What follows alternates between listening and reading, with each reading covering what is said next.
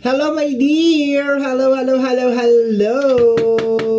Welcome back sa ating YouTube channel. My name is RJ, your tarot card reader. At ang gagawin natin ngayon, my dear, is yung ating first 15 days of May.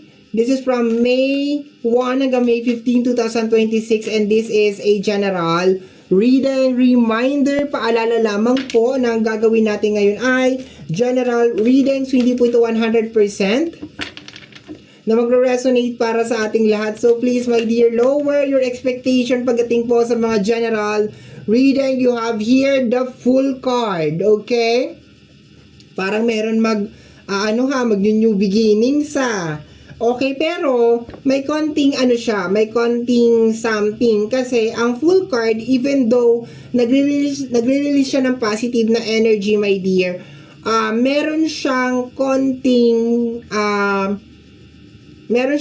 energy na parang hindi ka sure. Okay, ibig sabihin parang gagawin ko tong bagay na to pero parang hindi ako sure. It's more on parang risk taker na energy. Okay.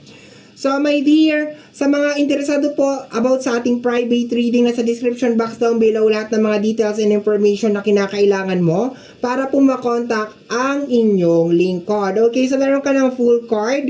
It's more on the risk taker. So expected mo, my dear, ngayong first 15 days of May, medyo may pagka-risk taker yung energy mo. Baka meron ka mga gagawin na mga bagay na parang kahit hindi ka sure kung ano yung mga possible na magiging outcome, as long as gusto mo talaga siyang gagawin mo siya. Okay? That's what I'm getting from the card.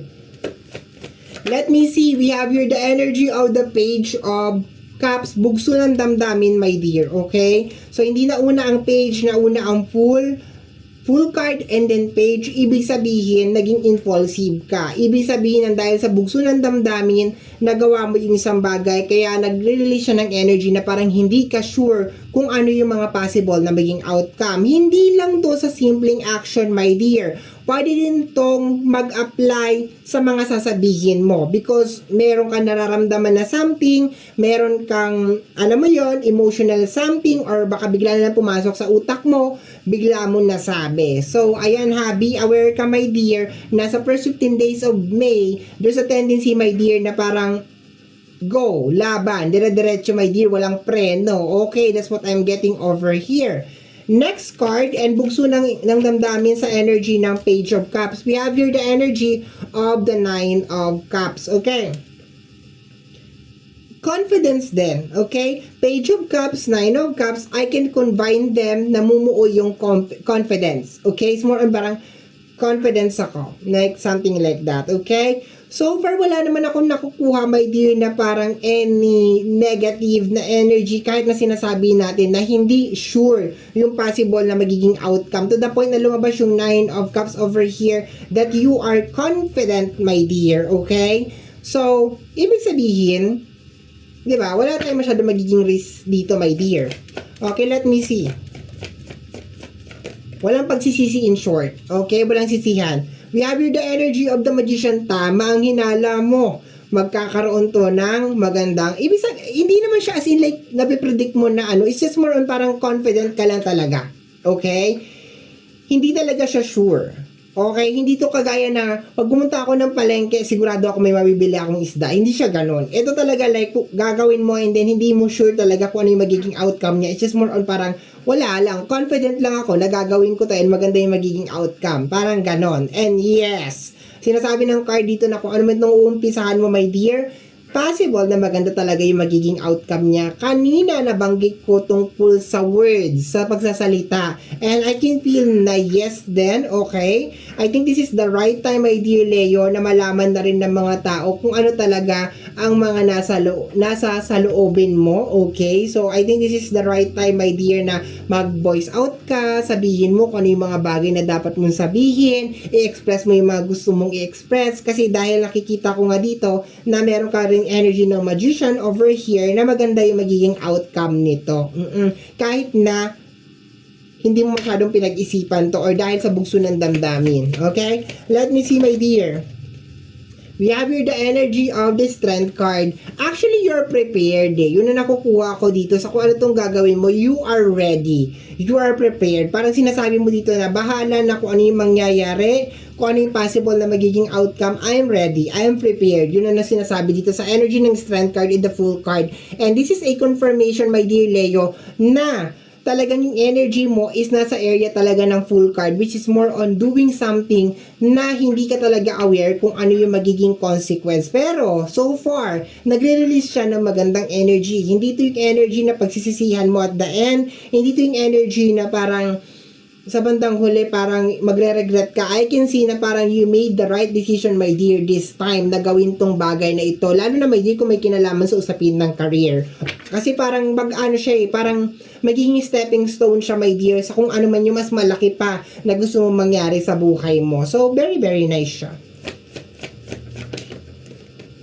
We have here the energy of the star. I told you, may kinalaman sa manifestation mo ito, my dear, okay? Alam mo, parang blessing in disguise tong energy na to, my dear. Kasi ito yung parang typical talaga na sasabihin, ano Leo, sasama ka ba? Pupunta kami ng ganito, ng ganyan, ng gano'n. Sasabihin mo naman, oo, sige, sasama ako. Yes mo nang parang mabilisan. So, possible din, my dear, na meron mga unexpected opportunity na magnanak and biglaan ka na lang talaga mag-yes. Sabi ko nga kanina, hindi naman ako kinakabahan sa reading mo. Even though sabihin natin na this is more on impulsive, bugso ng damdamin, yung mga ganon. Pero maganda yung possible na maging outcome nito, my dear, so far. To the point na meron ka ditong magician, I love it. Ibig sabihin, and meron ka na energy din ng strength card over here. So, sinasabi dito na parang you have the capacity na i-maneuver, okay? Like, i-maneuver kung ano man itong magiging sitwasyon na ito.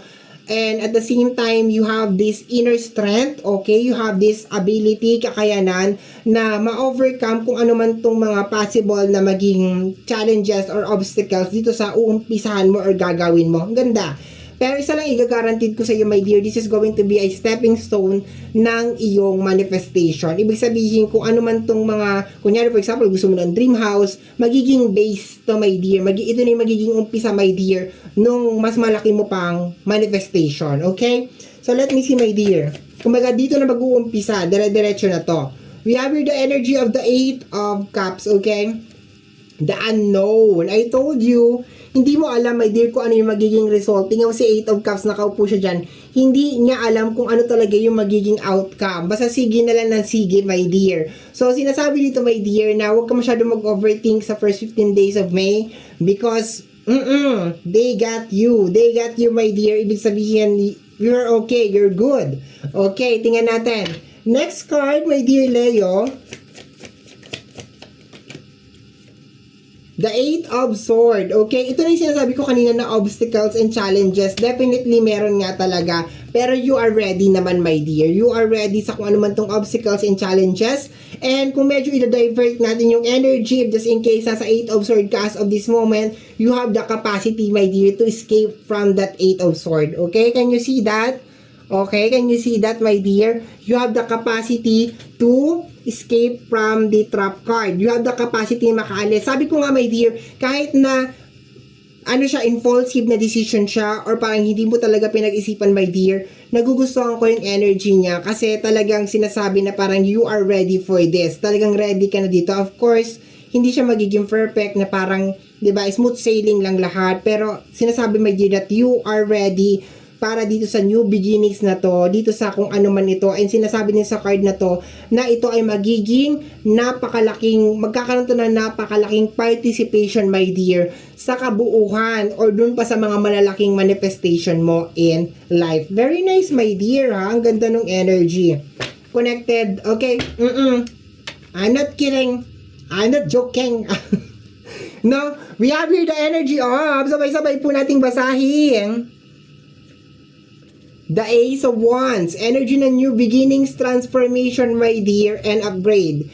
Congratulations, my dear Leo, kasi maski parang hindi ka sure kung ano yung mangyayari, or parang, alam mo yon, risk-taking yung energy, or parang nangangapa ka sa dilim, you just need to trust the process, my dear. Everything will come to you. It will flow to you. It will come to you. It will fit in the right Yun na yun. Okay. So, my dear Leo, yan ang reading mo para sa yung first 15 days of May. I hope and pray, my dear, na nagustuhan mo yung ating reading at lagi ko pong dasal at dalangin sa ating buong may kapal na ang mga reading na ginagawa ko ay nakakatulong po sa ating lahat. And always remember, my dear, na ang mga cards natin ay gabay lamang po. Tayo pa rin po ang gumagawa ng ating kapalaran. Maraming salamat po. Thank you, my dear.